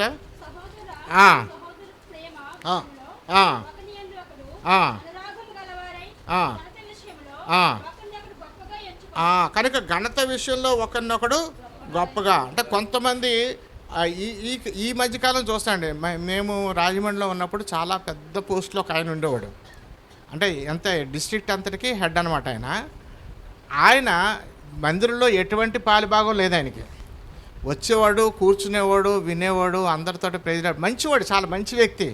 మళ్ళీ వెళ్ళిపోయేవాడు, కానీ ఎటువంటి ప్రమేయం లేదు. ఎప్పుడన్నా ఒకసారి ఏమైనా వాక్యం చెప్పమన్నా కానీ ఆంబ్రోస్ నో, ఆయన చాలా పెద్ద వ్యక్తి అని చెప్తాం కదా, మా నాన్నగారిని ఆంబ్రోస్ అనే పిలిచేవాడు. Ambrose kindly don't invite me for this అని చెప్పేవాడు. అది నీ పని, అక్కడ వాక్యం బోధించేది నీ పని, నేను వచ్చి కూర్చుని వినే పని నాది. ఆయన అలా తగ్గించుకునేవాడు. ఈ రోజులో పెద్దవాళ్ళు ఎవరైనా వచ్చారనుకోండి, అందరికంటే ముందు తీసుకొచ్చి స్టేజ్ తీసుకొచ్చి కూర్చోబెడుతున్నారు. చాలా కాలం క్రితం ఓఎం ఫౌండర్ జార్జ్ వెర్బర్ గారిని, మరి మీరు ఎంతమంది పేర్లు విన్నారో నాకు తెలియదు, ఓఎం ఫౌండర్ ఆయన జార్జ్ వెర్బర్ ఆయన పేరు. ఇప్పుడు లేరు, ఆయన ప్రభు దగ్గరికి వెళ్ళిపోయాడు. ఆయన భారతదేశంలో ఉన్నప్పుడు మనతో సహవాసం కలిగి ఉండేవాడు. ఆయన మన హెబ్రోన్, ఆయన వ్యాన్స్ అన్నీ హెబ్రోన్లోనే ఉండేవి. సుమారుగా 40-50 వ్యాన్స్ అయ్యి ఎన్ని చోట్లకి సువార్త కొరకు వెళ్ళి చెప్పలేము. కనుక ఆయన ఇలాగ పరిచర్య చేస్తున్నప్పుడు ఆయన కూడా ఇలాగే చేసేవాడు. ఆయన కనుక ఎక్కడైతే అవసరం ఉందో దానికి సీక్రెట్గా ఇచ్చేవాడు. ఆయనకు బుక్ స్టాల్ ఉండేది, చాలా పెద్ద బుక్ స్టాల్. డబ్బులు ఇచ్చుకోలేని పేద సేవకులు ఉంటారు అనుకోండి, వాళ్ళు వచ్చినప్పుడు వాళ్ళు చూస్తానంటే ఇక్కడ వాళ్ళకి చెప్పేవాడు, ఆ పలానా వాడు వెళ్తున్నాడు చూసా, ఏది తీసుకుంటాడో తీసుకొని ఆ బిల్లు నేను కడతాననేవాడు. ఆయన బిల్లు మానేవాడుగా, ఆయన సొంతం అది, ఆయన కావాలంటే ఎగ్గొట్టవచ్చు దాన్ని, దీనికి ఇవ్వద్దు అని ఆయన రాస్తే ఎవరు తీసుకోరు కూడా.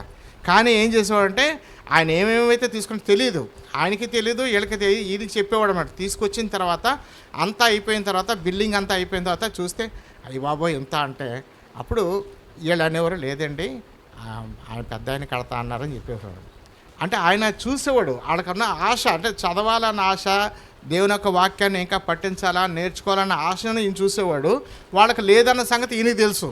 కనుక ఏం చేసేవాడంటే అది ఎవరైతే తీసుకొస్తారో దాన్ని నేను కడతానని చెప్పాడు. ఆయన డబ్బులు తీసుకొచ్చి కట్టేవాడు. అక్కడ దానికి నష్టం తీసుకొచ్చేవాడు కాదు, కానీ ఆయన ఒక మాట చెప్తే సరిపోతుంది, అసలు అవసరం లేదు, ఆయనే ఫౌండర్ దానికి, కానీ ఆయన డబ్బులు కట్టేవాడు.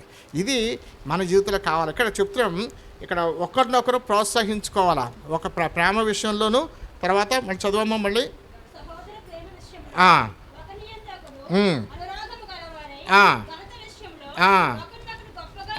ఘనత విషయంలో ఒకరినొకడు గొప్పగా ఎంచుకోవాలి. మళ్ళీ అదే అధ్యాయము 16వ వచనం చూడమ్మా. ఏడ్చువారితో ఏడుడి, ఒకరితోనొకడు మనస్సు కలిసి ఉండుడి, హెచ్చు వాటి యందు మనసు ఉంచక తగ్గు వాటి యందు ఆసక్తులై ఉండి అనుకొనవద్దు. కనుక ఏడ్చేవారితో ఏడవాలి, సంతోషించేవారితో, అంటే అర్థం ఏంటంటే వాళ్ళతో మమేకం అవ్వాలి. మనం ఏం చేస్తామంటే ఎవరైతే మనకు తెలిసిన వాళ్ళు వాళ్ళని పలకరిస్తాం. కొత్తగా ఎవరైనా వస్తారు పలకరించరండి అసలు. అంటే ఇది చిన్న సంఘం చాలా, నాకు తెలిసి ఈ సంఘం గురించి. కాబట్టి వీళ్ళు ఎవరు వచ్చినా కానీ మాట్లాడతారు. కొంచెం సంఘం పెద్దదైంది అనుకోండి, ఒక 100 మందో 200 మందో 500 మందో 1000 మందో ఉన్నారనుకోండి, రెగ్యులర్గా వచ్చేవాళ్ళు ఎవరెవరిని పలకరిస్తారో వాళ్ళని పలకరించేసి వెళ్ళిపోతారు అంతే. కొత్త వాళ్ళని పలకరించరు. ఇంకా నేను హెబ్రోన్లో చాలా కాలం ఉన్నాను. అంటే నాకు ఫస్ట్ జాబు హైదరాబాద్లో వచ్చింది, అక్కడ హెబ్రోన్లోనే ఉన్నాను. నేను అయిపోయిన తర్వాత బయటకు వచ్చిన తర్వాత ఎవరెవరిని కలవాలో, నన్ను ఎవరెవరు కలిసారో వాళ్ళందరూ వచ్చి నన్ను కలిసేవారు. అలాగే నేను కూడా నన్ను ఎవరెవరు కలవాలనుకుంటారో వాళ్ళందరూ కలిసేవాడు. అంటే అర్థం ఏంటంటే నేను హాజరించుకున్నట్టు. అక్కడ పైన వాక్యం చెప్పేవాళ్ళకి అంతగా తెలవకపోయినా ఇక్కడ వీళ్ళు కలుసుకునే వాళ్ళ ద్వారా తెలుస్తుంది అనమాట, వచ్చారా రాలేదన్న సంగతి తెలుస్తుంది అనమాట. కనుక ఎక్కడ కూర్చుంటారు అక్కడే కూర్చుంటాము. తర్వాత ఎవరిని కలవాలో వాళ్ళనే కలుస్తాము, మిగిలిన వాళ్ళని పట్టించుకోము. కానీ ఎవరు ఏడుస్తున్నారో వాళ్ళతో మనం ఏడవాలా, ఎవరో సంతోషిస్తున్నారో వాళ్ళతో పాటు సంతోషించాలా. ఆరంభ దినాల్లో నేను కనులారా చూశాను అది. ఇదే విషయాన్ని నేను ఆరంభ దినాల్లో కనులారా చూశాను. నేను ఎక్కడ ఎవరింట్లో అన్నా సరే ఒక చిన్న మీటింగ్ పెట్టుకున్నాను అనుకోండి, ఆ ఇంట్లో వాళ్ళు ఎంతమంది తపన పడతారో, హైరాణ పడతారో అది ఇది తీసుకొని వస్తారు. ఇప్పుడు ఈ రోజుల్లో, ఆ రోజుల్లో మందిరం అందరూ వెళ్ళి అక్కడ సహాయం చేసేవారు, అక్కడ పని చేసేవారు, అన్నీ చక్కబెట్టేవారు. అయిపోయిన తర్వాత కూడా వదిలిపెట్టేవారు కదా, అన్నీ చక్కబెట్టిన తర్వాతే ఇల్లు దాటి బయటకు వచ్చేవారు. అది నేను చూశాను, కళ్ళారా చూశాను. ఈరోజు కనబట్టలేదు. అది డబ్బులు ఇస్తున్నారు, చేయించుకుంటున్నారు, కానీ ఇవన్నీ కూడా పక్కెళ్ళిపోయినాయి. ఈ ఏడ్చే వారితో ఏడవటం, సంతోషించే వారితో సంతోషించడం అది చాలా అవసరం. అందుకొరకే మన సమాజంగా కూడి రావటం. కనుక ఒకళ్ళ భారాన్ని ఒకళ్ళు పంచుకోవటం అనేది చాలా అవసరం. గలతీ పత్రిక 6వ అధ్యాయము 2వ వచనం చూడండి. గలతీ పత్రిక 6వ అధ్యాయము, ఒకని భారములను ఒకడు. నిజంగా నీ సహోదరుడు నువ్వు సహోదరి వెళుతున్న భారం ఎప్పుడన్నా నీకు తెలుసా? అసలు తెలుసుకోవడానికి ఏమైనా ప్రయత్నం చేసావా? ఇప్పుడు ప్రైజ్ లార్డ్ మినిస్ట్రీస్లోకి వచ్చిన మనము ఒక నూతనమైన తీర్మానం చేసుకుందాం. ఇప్పుడు ఒకని భారాన్ని ఒకడు భరించుకుంటానే చేద్దాం. కనుక ఆ జీవితాన్ని ప్రభు మనకి అనుగ్రహించాలి. రోమాపత్రిక 15వ అధ్యాయము 7వ వచనం పరిగెడుతున్నాను నేను, నా టైము. కాబట్టి క్రీస్తు మిమ్మల్ని చేర్చుకునే ప్రకారము దేవుని మహిమ కలుగునట్లు మీరును ఒకరినొకరు చేర్చుకున్నారు. క్రీస్తు మనల్ని ఎలా చేర్చుకున్నాడు? మనం నీతిమంతులమని చేర్చుకున్నాడా? మనం పవిత్రంగా జీవిస్తామని చేర్చుకున్నాడా? మనము చెడంతా వదిలిపెట్టేసి మంచినే పట్టుకున్నామని చేర్చుకున్నాడా మనల్ని? మనం పాపాత్మలను ఎరిగి మనం చేర్చుకున్నాడు ఆయన. అదే ఎదుటివారు కనుక అలాగుంటే, నువ్వు మంచిగా ఉన్నావు, ఎదుటివారు అలా లేరు, వాళ్ళని ఏం చేయాలంటే మనము చేరదీయాలి. ఫస్ట్ చేర్చుకున్న తర్వాత అప్పుడు మెల్లిమెల్లిగా చెప్పాలి వాళ్ళకి, ఇలా చెయ్యమ్మా అలా చెయ్యమ్మా అని చెప్పాలి. అప్పుడు నేర్చుకుంటారు వాళ్ళు. నువ్వు ఇలాంటి దానివి, నువ్వు నా దగ్గర రావడానికి లేదనుకున్నావు. అప్పుడు ఏమవుతుంది? వాళ్ళు చాలా పవిత్రమైన వాళ్ళు, నేను తగనేమో అనుకుని దూరం దూరంగానే ఉంటారు వాళ్ళు. మనం కలుపుకుని వెళ్తేనే వాళ్ళు మనతో కలిసి వస్తారు, లేకపోతే కలవలేరు కూడా వాళ్ళు. కానీ ఈ జ్ఞాపకం చేసుకోవాలి మనం. ఇది మనము ఒకళ్ళనొకళ్ళు చేర్చుకోవాలి. క్రీస్తు మనల్ని చేర్చుకున్న ప్రకారము మహిమ కలుగునట్లుగా మనం కూడా ఒకరినొకరు చేర్చుకోవాలి. ఒకసారి ఇదే రోమాపత్రిక 15వ అధ్యాయము 1వ వచనం చూడండి. కాగా బలవంతులమైన మనము మనల్ని మనమే సంతోషపరచుకొనక బలహీనల దౌర్బల్యమును అది సంగతి. కనుక ఆత్మీయంగా ఎవరైతే బలవంతులుగా ఉన్నారో, ఆత్మీయంగా దౌర్బల్యం కలిగిన వారిని ఏం చేయాలంటే భరించాలా, లేకపోతే వాళ్ళని చేరదీయాలా, వారికి నేర్పించాలా. అకుల్లా ప్రిస్కిల్లా చేసిన పని అదే కదా. అపుల్లో అనేవాడు చాలా బాగా వాక్యం చెప్తున్నాడు. వాక్యం చెప్తుంటే అందరూ కూడా చాలా ఆశ్చర్యపడ్డారు అతను వాక్యం చూసి. కానీ అతనికి సంపూర్తి అయిన అవగాహన లేదు, వాక్యం మీద పూర్తి అవగాహన లేకపోతే అకుల్లా ప్రిస్కిల్లాలు ఏం చేశారు? చేరదీశారు ఇంటికి. నువ్వు తప్పు చెప్తున్నావు, తప్పుడు బాగు చేస్తున్నావు అని ఖండించలే. వాళ్ళు ఏం చేశారు అతన్ని? ఒకసారి చూద్దాం చూడండి. అపోస్తుల కార్యాలు 18వ అధ్యాయం 25వ వచనం. ఉమ్. తన ఆత్మీయత తీవ్రపడి ఆ. యోహాను బాప్తిస్మము మాత్రమే తెలుసుకొని చూడండి, అతనికి తెలిసింది ఏంటంటే యోహాను బాప్తిసం మాత్రమే తెలుసుకుని వాడైనను యేసును గూర్చిన సంగతులు ఆ. వివరముగా చెప్పి ఆ. బోధించుచు ఆ. సమాజ మందిరములో ఆ. ధైర్యంగా మాట్లాడనారంభించాడు. అది అపోల్లో అనేవాడు చాలా ధైర్యంగా మాట్లాడుతున్నాడు, తనకు తెలిసినంత మటుకు ధైర్యంగా చెప్తున్నాడు. ఇప్పుడు అకుల్లా ప్రిస్కిల్లా వాళ్ళు అపోస్తలుడైన పౌలుతో కలిసి ఉన్నారు. వాళ్ళు ఈ మొదటి భాగంలోనే చూస్తాం. పౌలు వాళ్ళతో చేరి వాళ్ళతో ఉన్నాడు, డేరాలు కుట్టేవాడు. వాళ్ళకి పౌలు రోజు మాట్లాడుతున్న కారణం చేత అనేకమైన విషయాలు బోధించాడు. కనుక వాళ్ళు లోతులకు వెళ్ళారు. వాళ్ళు దేవుని వాక్యం లోతు తెలుసు వాళ్ళకి. ఇప్పుడు ఈ అప్పుల్లో కొంచెం కొంచెం తప్పులు చెప్తున్నాడని నువ్వు తప్పు బోధ చేస్తున్నావని దూరం పెట్టలే. ఏం చేశారంటే నెక్స్ట్ తర్వాత వచ్చిన చూడమ్మా. అభిప్రాయం విని ఆ. అతను చేర్చుకొని ఆ. దేవుని మార్గం మరి పూర్తిగా అతనికి కనుక దేవుని వాక్యము మరి పూర్తిగా అతనికి విశుద్ధపరిచదు. ఇప్పుడు అతను ఇంకా బలమైనటువంటి వాక్య బోధకుడయ్యాడు. కనుక మనం చేయవలసిన పని అది. ఈ రీతిగా చేరి వచ్చినప్పుడు మనం చేయవలసిన మూడో పని ఏంటంటే ఒకరి గురించి ఒకరు భారం కలిగి భరించేవారు ఉండాలి. వారి గురించి తెలుసుకుని వారికి ఆత్మీయంగా దోహదపడేవాడు ఉండాలా. భౌతికంగా కూడా దోహదపడవచ్చు. భౌతికంగా నీలో లేదు పర్వాలేదు, కానీ కనీసం ఆత్మీయంగానే వాళ్ళకి సహాయం చేయాలి. అది ప్రభు చెప్తున్నాడు. ఇది మూడోది. నా టైం అయిపోయినట్టుంది. రెండు చెప్పేసి క్లోజ్ చేస్తాను. నాలుగోది, మనం ఎప్పుడైతే ఇలాగా చేరు వచ్చామో మనము ఒకరినొకరు ప్రేమించే విషయంలో మనము ముందుకు రావాలి. ఈ ప్రేమ దేవుని యొక్క ప్రజలను సంఘటితం చేస్తుంది, అంటే ఒక్కటిగా చేస్తుంది. ఈ ప్రేమ కనుక లేదనుకోండి మనం ఎవరికి వాళ్ళం వేరుగా ఉంటాం. ఈ ఒక ప్రేమ అనేది అందరినీ ఒక దగ్గర చేరుస్తుంది. కుటుంబము అనే ఒక కట్టు ఏం చేస్తుందంటే అందరినీ ఒక దగ్గర ఉంచుతుంది. వారి మధ్యలో ఈ ప్రేమ అభిమానం లేవనుకోండి ఎవరికి వాళ్ళగా ఉంటారు. రోమాపత్రిక 13వ అధ్యాయము 8వ వచనం. రెండు మాటలు చెప్పి క్లోజ్ చేస్తాను. ఇది తర్వాత నెక్స్ట్. ఒక్కరినొకడు ప్రేమించుట విషయంలో కనుక ఒకరినొకరు ప్రేమించిన విషయం తప్ప దేని విషయంలో మనము అచ్చి ఉండకూడదు. తర్వాత ఎఫ్ఎస్సి 4:1 కూడా చూడమ్మా. 1-2 కలిసి ఉంటుంది అక్కడ.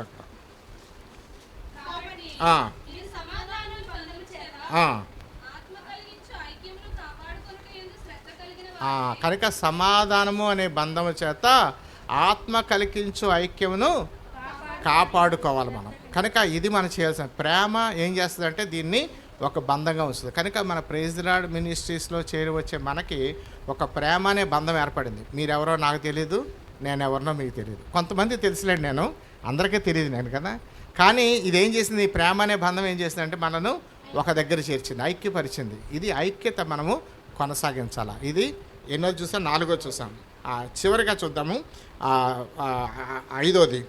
నెహెమ్యా గ్రంథము 2వ అధ్యాయము 17-18 వచనాలు. నెహెమ్యా 2వ అధ్యాయము 17-18. రాత్రి యందు ఆ, మరుచు దగ్గర నుండి పోయి ఆ, ప్రాకారమును చూచిన మీదట ఉమ్, వెనుకకు మళ్ళీ లోయ గుమ్మములో పడి తిరిగి వచ్చితిని. ఆ, అయితే ఆ. నేను ఎచ్చటికి వెళ్ళినది ఆ, ఏమీ చేసినది ఆ.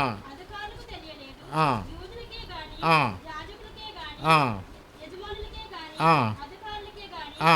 పనిచేయి ఇతరమైన వారికే గాని ఆ. నేను ఆ సంగతి చెప్పి ఉండలేదు. కనుక దాని తర్వాత అమ్మ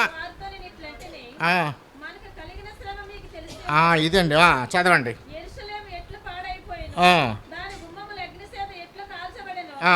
మీరు చూసి ఉన్నారు. ఆ, మనకు ఇక మీదట నింద రాకుండా ఆ. యెరూషలేము యొక్క ప్రాకారమును మరలా కట్టుదము రండి. చాలండి. కనుక మనము దేవుని యొక్క ఇంటిని కట్టేదానికి పూనుకోవాలి. 5వదిగా మనం కలిసి వచ్చినప్పుడు దేవుని యొక్క ఇంటిని కట్టేది. దేవుని యొక్క ఇల్లు అంటే ఇక భౌతికమైన ఇల్లే కాదు, ఇక్కడ ఆత్మీయమైన ఇంటిని కట్టేవారంగా ఉండాలి. తర్వాత 18వ వచనం చివరిలో చూడమ్మా. మనము కట్టుటకు పూనుకొందుము మనం చాలమ్మా, మనం కట్టుటకు పూనుకొందాము. కనుక దేవుని యొక్క ఇంటిని, ఆత్మీయ ఇంటిని కట్టుటకు మనము పూనుకోవాలి ఖచ్చితంగా. ఇది మనం నేర్చుకోవాలి. 5వదిగా మనము నేర్చుకోవాల్సింది, మనం ఎప్పుడైతే చేరి వస్తామో ఆత్మీయమైన ఇల్లు కట్టబడేటట్టుగా చూడాలి. అంటే చాలా రెఫరెన్స్లోనే నేను క్లోజ్ చేస్తున్నా, టైం దాటిపోయింది కనుక ఇక్కడ నేను క్లోజ్ చేస్తాను. కనుక మనము ఎప్పుడైతే చేరి వస్తామో ఆ చేరి వచ్చినప్పుడు ఆ దేవుని యొక్క పనిని కట్టేవారంగా ఉండాలి. ఒక్క మాట అదే నెహెమ్యా 4:6 చూడండి. అయినను పని చేయుటకు జనులకు మనస్సు కలిగి ఉండెను. అది కావాలండి. పని చేయుటకు జనులకు మనస్సు ఉన్నది కాబట్టే వాళ్ళు కట్టడానికి పూనుకున్నారు. కనుక మనసు లేకపోతే మనం ఏం చేయలేం. మార్టిన్ అంకులు మా దగ్గరికి తరచుగా వచ్చేవారు. వచ్చినప్పుడు ఆయన దగ్గర భోజనానికి కూర్చున్నప్పుడు చాలా పెట్టేవాళ్ళం. చాలా పెడితే ఆయన ఏమనేవారంటే, ఇన్ని పెట్టావు బాగానే ఉంది, ఏది ఉంటే నేను తినగలను అనేవారు ఆయన. నాకు ఏది ఉంటే తినగలనంటే మేము ఏదో ఇంకా కోడో లేకపోతే ఇంకోటో చెప్పేవాళ్ళం. అది ఉంది కానీ ఏది ఉంటే తినగలను అని ప్రశ్న మీద ప్రశ్న వేస్తూ ఉండేవారు. చివరికి మేము చెప్పలేకపోతే ఆయన నాకు మనసు ఉండాలి, తినాలన్న మనసు ఉంటే నేను తినగలను, లేకపోతే ఎక్కడ తినగలను నేను అనేవాడు ఆయన. కనుక మనం కూడా దేవుని యొక్క పని చేయాలన్న మనసు మనలో ఉంటే ఆ పని కొనసాగుతుంది. ఈ సంఘటితంగా మనము ఒక ఏకాభిప్రాయానికి వచ్చి మందిరాన్ని దేవుని యొక్క ఇంటిని కట్టడానికి దేవుడు సహాయం చేస్తాడు. అది కనుక మనసు లేదనుకోండి ప్రభు కూడా ఏం చేయలేడు, ఎవరు కూడా ఏం చేయలేరు. కనుక మనకు కూడి వచ్చినప్పుడు ఈ 5 విషయాలు జ్ఞాపకం పెట్టుకుందాం. 5 కనుక మనలో ఉంటే మనకు ఖచ్చితంగా ఇది ఇంకా అభివృద్ధి అవుతుంది. ఇప్పుడు అంతమంది ఉన్నారు, చాలామంది రాలేదు ఇప్పుడు కూడా, కానీ అంతే కదన్నా, చాలామంది రాలేదు. అందరూ వస్తుంటే ఈ మందిరం సరిపోదు. ఇప్పటికే బయట కూర్చున్నారు కొంతమంది. నిజంగా అంతమంది రావడానికి మనం ప్రయత్నం చేయాలి. అందరూ ఏకమైతే ఎంత బాగుంటుంది చూడండి. అప్పుడు దేవుని యొక్క పని. కానీ 5 విషయాలు మనం చూసాం. మొట్టమొదటిగా దేవుని దగ్గర వినడానికి వచ్చాం మనం కదా. మన కూడి వచ్చింది దేవుని దగ్గర వినడానికి వచ్చాం. రెండవదిగా మనం దేవునికి ఇవ్వడానికి వచ్చాం. తర్వాత మూడవదిగా ఒకరినొకరు ప్రోత్సాహపరచుకోవడానికి బలపరచుకోవడానికి వచ్చాం. నాలుగవదిగా ప్రేమ విషయంలో మనం అది మనం చూడలేకపోయాం టైం లేక. ప్రేమ విషయంలో మనము ఐక్యత కలిగిన వారంగా మనము ఉండాలని జ్ఞాపకం చేసుకున్నాం. తర్వాత 5వదిగా దేవుని యొక్క ఇంటిని కట్టేవారం కూడా. ఈ రీతిగా ఈ యొక్క పరిచయ అభివృద్ధి చేయడానికి ప్రభు మనకు సహాయం చేయను గాక.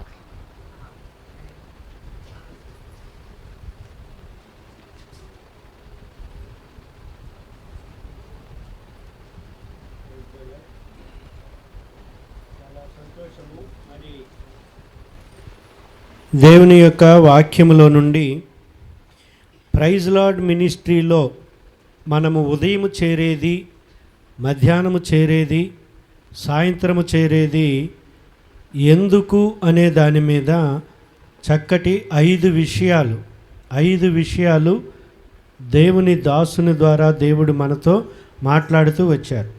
ప్రైజ్ లార్డ్ మినిస్ట్రీకి వెళ్తున్నవాక అవునమ్మా నిద్ర పడతలేదని 5 గంటలకి 3 గంటలకి మెలకు వచ్చేస్తుంది, అందుకే 5 గంటలకే అక్కడ కూర్చొని కునిపాట్లు పడుతూ ఉన్నాను. అందుకు కాదు మనం చేరేది.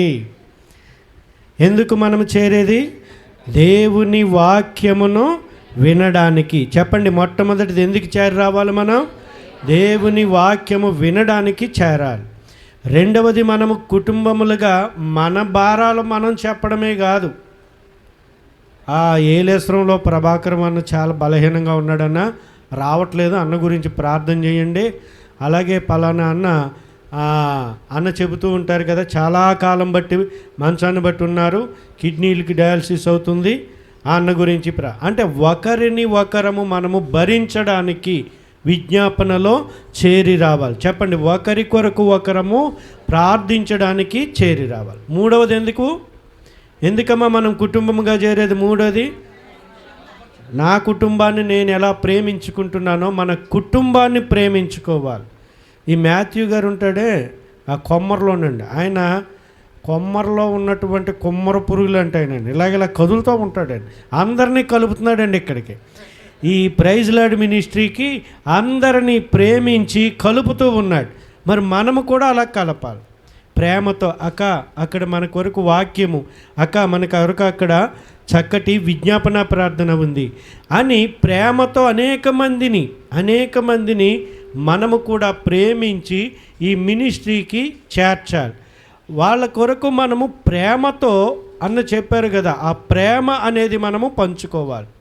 ఇక 4వది ఎందుకు చేరాలి అమ్మా? ప్రోత్సాహపరుచుకోవడానికి. మరి ప్రేమించడం అనేదే 4వది. రెండవది నేను చెప్పలేదు. రెండవది ఏంటి? ఇవ్వడానికి. అది కొంచెం ఎందుకు చెప్పలేదంటే అదే నాకు మరుపు వచ్చేసింది అనమాట. ఇవ్వడం మనకి ఇష్టం ఉండదు కదండి, మనకి పుచ్చుకోవడమే ఇష్టం కానీ ఇవ్వడం ఇష్టం కాదు. ఇప్పుడు అదే బయట వెళితే అబ్రాహ్మణ్ గారు ఇక్కడ అనేక విషయాల్లో ఈ ప్రైజ్ లార్డ్ మినిస్ట్రీలో పంచుకుంటున్న అన్న అబ్రాహం గారు అంటున్నారు, ఇదేంటన్నా అన్నలాగా అంటున్నారు. అవునన్నా, ఆయనకి ఇవ్వడమే ఇష్టమన్నా బాబు, ఈ ఎక్కడి నుంచన్నా అంతేనన్నా ఆయనకి ఇవ్వడమే ఇష్టం. మరి మనకేమి ఇష్టం? ప్రైజ్ లార్డ్ మినిస్ట్రీలో ఉన్న వాళ్ళు పుచ్చుకునే వాళ్ళు కాదు, ఇచ్చేవాళ్ళు అన్నట్టుగా ఉండాలి మన కుటుంబం. చెప్దామా అలాగా? చెప్పండి. ప్రైజ్ లార్డ్ మినిస్ట్రీ కుటుంబము అందరికీ ఇచ్చేవారము, మా దేవునికి కూడా ఇచ్చేవారము. కాబట్టి వినడానికి, ఇవ్వడానికి, భరించడానికి, ప్రేమించడానికి. 5వది ఏంటి? కట్టాలి. ఏం కట్టాలా? మనము దేవుని ఇంటిని కట్టే పనిలో ఉన్నాం. చాలా శ్రేష్టమైనది. ఈ పని మిక్కిలి గొప్పది అన్నాడు. కాబట్టి ఆ పనిలో మనం ఉన్నాం. అంతర్గతముగా ఎక్కడికక్కడ మనము కడుతూ ఉన్నాం. ఒకవేళ నువ్వు ఇటుకలు తెస్తున్నావేమో, ఒకవేళ నువ్వు ఇసుక చేస్తున్నావేమో, నువ్వు నీరు పోస్తున్నావేమో, తెలియకుండానే దేవుని ఇంటి నిర్మాణములో ఈ ప్రైజ్ లార్డ్ మినిస్ట్రీ అనే కుటుంబము ఉంది.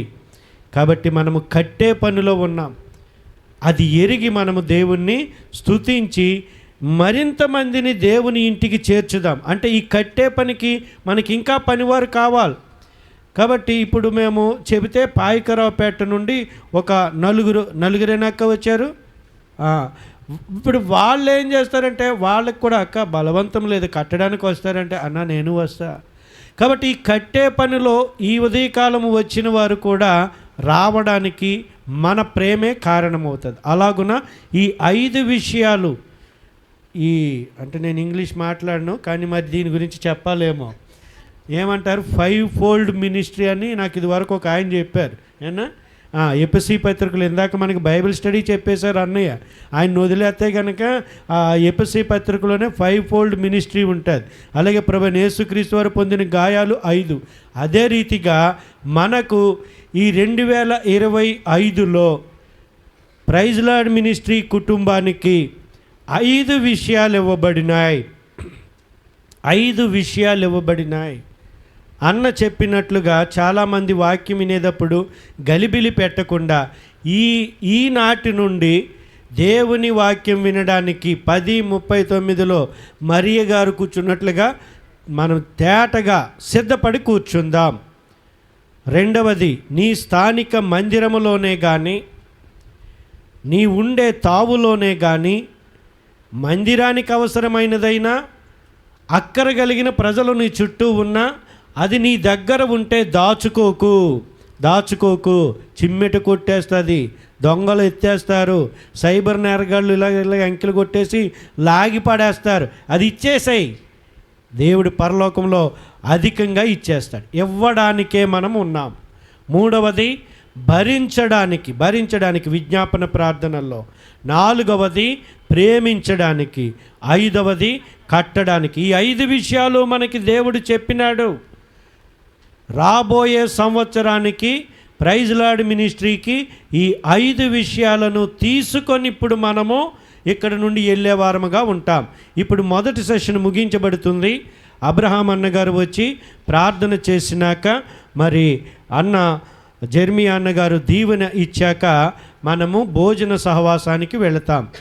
భోజన సహవాసములో మొదట సహోదరులందరూ వెళతారు. అన్నలు నన్ను క్షమించండి, అక్కలకి కొంచెం మనం ముందు ప్రయారిటీ ఇద్దాము. మన అక్కలందరూ ముందు వెళ్ళాక అక్కడ బఫేలో ప్లేట్స్ తీసుకుంటే అన్నీ వడ్డించుకొని అక్కడ చైర్స్లో కూర్చొని టేబుల్ మీద పెట్టుకొని అక్కలు భోజనం చేస్తూ ఉంటారు. అప్పుడు అన్నలమందరము బయటకు వచ్చి అన్నలము కూడా మేము బఫే సిస్టంలోనే తీసుకొని, మాకైతే టేబుల్ ఉండవు, చైర్స్ ఉంటాయి, చైర్లో కూర్చొని మేము అన్నలం తింటాం. ఆ రీతిగా అక్కలకు మొదటి స్థానం. ఎందుకంటే ఎక్కడున్నా సరే అక్కలు అన్నలకి 1:2 అంట. మేము ఒకళ్ళం 10 మంది ఉంటే మీరు 20 మంది ఉంటారు. అందుకే దేవుని రాజ్యము మీదే ఎక్కువైపోయింది. దేవునికి స్తోత్రం. ఆ తరువాత భోజన సహవాసం అయ్యాక మనము పలకరింపుల సమయం. ముచ్చట్లు పెట్టుకోవద్దు కానీ అక్క మణుగూరు నుంచి వచ్చారా? ఎంతమంది వచ్చారక్క? అక్క మీ పాటలు వింటూ ఉంటాం. అక్క నాయుడుపాలెం నుంచి వచ్చారండి కదా? నాయుడుపాలెం రోదాక నువ్వు చాలా కలుపుతూ ఉంటావు కదా అని అలాగన్నా. శేఖర్ రెడ్డి అనేడే అక్కని ఎందుకు తీసుకురాలేదు? అన్నలు మాట్లాడాను. అకుల ప్రిస్కండ్ల అక్కలు అన్న రారంటే చాలా బాధపడిపోయాను. నిజంగా వాళ్ళు వస్తే సంతోషమైంది. అలాగే ప్రభాకర్ అన్న వచ్చినాడు, అన్నతోటి కూడా మాట్లాడు. అందరూ అలాగ ఒకరితో ఒకరు పలకరించుకుని, కొందరు మనకి వింటాము కానీ వాళ్ళని తెలియదు మనకి కదండి. ఆ యోబు గ్రంథంలో అంటాడు, వినికిడి చేత నిన్ను గూర్చి వింటిని కానీ ఇప్పుడు నేను నిన్ను కన్నులారా చూస్తున్నాను. అబ్రాహ్మ గారు రండి. అలాగని ఇప్పుడు మనం ఒకరినొకళ్ళని చూసుకుంటున్నాం. అక్క నీ స్వరం వింటున్నాను, ఎక్కడ దేనాకు వచ్చి అంటుంది. అన్నా నేను దేనానే మండపేట.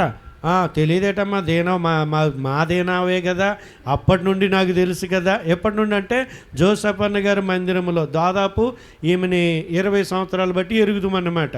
నేను సేవకు రాక ముందు నుండి కూడా ఆ బిడ్డ నాకు తెలుసు, వాళ్ళ అమ్మాయి కూడా తెలుసు. అలాగున ఒకరినొకరు తెలుసుకొని ఒకరికొరకొకరు పాప ఎలాగుంది, బాబు ఎలా ఉన్నాడు. అవును, మొన్న మనవడి గురించి అన్న ప్రార్థన చేస్తుంటే విన్నాను. ఎలాగ నువ్వు ప్రార్థన చేస్తేనే నీకు తెలుస్తుంది ఆ విషయం కదా. అలాగ ఒకరికొకరము పలకరింపుల సమయం ఉంది. ఆ పలకరింపుల సమయము దాదాపు మీకు 40 నిమిషాల దాకా ఇవ్వబడుతుంది. అందరము అలాగ పలకరించుకున్న తరువాత అప్పుడు మరలా సెకండ్ సెషన్లోనికి వస్తాం. ఈ లోపల మనం తినిన ఆహారం కూడా ఏమవుద్ది, కొంచెం మత్తు వస్తుంది కదా. ఇప్పుడు ఇక్కడ కూర్చున్నాం అనుకో మత్తుతో తూగుతాం. అలా కాదు, మనం కుటుంబం కాబట్టి వెంటనే రమ్మంటే మా నాయన సమానులు తండ్రి సమానులు ఉన్నారు ఇక్కడ. వాళ్ళు ఏమంటారంటే వేడన్నం సాంబార్ వేసి పెట్టి వెంటనే మీటింగ్లో కూర్చోబెట్టి వింటి. అందుకే మీ హెబ్రోన్ మీటింగ్ అంటే రామం. హెబ్రోన్ మీటింగ్ అంటే రామం. 3 గంటలు కూర్చోబెట్టి బాధేస్తారు వాక్యంతో. వాక్యం వింటేనే మంచిది, ఇంకేమీ కూడా మంచిది కాదు. ఏమా ఆ రీతిగా మనం ఉందాం. అన్న అబ్రాహ్మణ్ వచ్చి ప్రార్థన చేస్తారు. దయచేసి రండి అబ్రాహ్మణ్ గారు.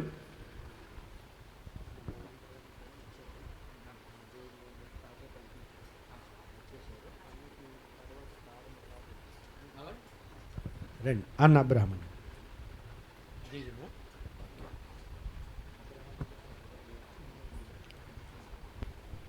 ప్రార్థన చేసుకుందాం. పరిశుద్ధుడ, ప్రేమ కలిగిన తండ్రి, కనికరమ గల దేవ, ప్రైజ్ లార్డ్ మినిస్ట్రీ ద్వారా వచ్చినటువంటి బిడ్డలు ప్రభా దేవుడి దాసులు మా మధ్యలో రాగలిగితకు ఎంతో సంతోషము, ఆనందము. దయగల తండ్రి మీ స్తోత్రాలు. కుటుంబంగా మేము కూడి వస్తాకి ఎంతో మేలు చేసినందుకు వందనాలు చెల్లించుకుంటున్నాం. అన్నిటికంటే ముఖ్యంగా వాతావరణము, కరెంటు అన్నీ మీ శోధనలో ఉంచుకున్నారు. ప్రభు స్తోత్రాలు. మీ బిడ్డలను ప్రేమించి తండ్రి గొప్ప దేవ ఇచ్చినటువంటి ఆహారాన్ని కూడా దీవించమని ఆశీర్వదించమని ప్రభా ఏమైతే విన్నారో, ఏమైతే నేర్చుకున్నారో ప్రభా తిరిగి వెళ్ళేటప్పుడు దాన్ని ధ్యానించుకోవడానికి సాయం చేసి నడిపించమని. దివారాత్రులు ధ్యానించేవాడు ధన్యుడు. ఈ వాక్యము నీ నామం అంతటి కంటే ఈ వాక్యము గొప్ప చేశారని 138 కీర్తన 2వ వచనం ప్రకారంగా మీ దాసుడు జెర్మియాను చెప్పినటువంటి వాక్యము మరి ఎంతవరకు వాళ్ళ హృదయంలో తాకిందో ప్రభా, ఆ వాక్యమును అనేటువంటి విత్తనాన్ని తండ్రి కూడా పట్టుకెళ్ళి ప్రభు దాన్ని ధ్యానించుకోవడానికి సాయం చేసి నడిపించమని. ఖాళీగా వెళ్ళకుండా ఖాళీగా వచ్చారు, నిండైన ఆశీర్వాదంతో పంపించమని. ముందున్న సమయము ఆశీర్వాదకరంగానో దీవెనకరంగానో మీకు మహిమకరంగా ఉన్నట్టుకు సహాయపడమని మీరే దీవించమని యేసుక్రీస్తు వారి పుణ్యపాదమును బట్టి అడిగి వేడుకుంటున్నాం మా తండ్రి గారు. ఆమేన్.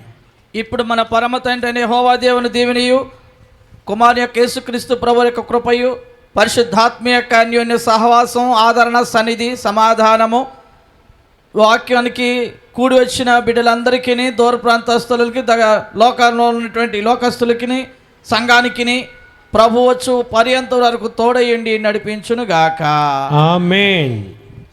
దేవునికే మహిమా, దేవునికే మహిమా, యుగ యుగములకు కలుగునుగాక, యుగ యుగములకు కలుగునుగాక. దేవునికే మహిమా, దేవునికే మహిమా. Praise the lord. అందరూ చెప్పాలి గట్టిగా, praise the Lord. Praise the Lord. దయచేసి అన్నలు అలాగే కూర్చునండి. అక్కలు బయటికి వెలుపటికి వెళతారు.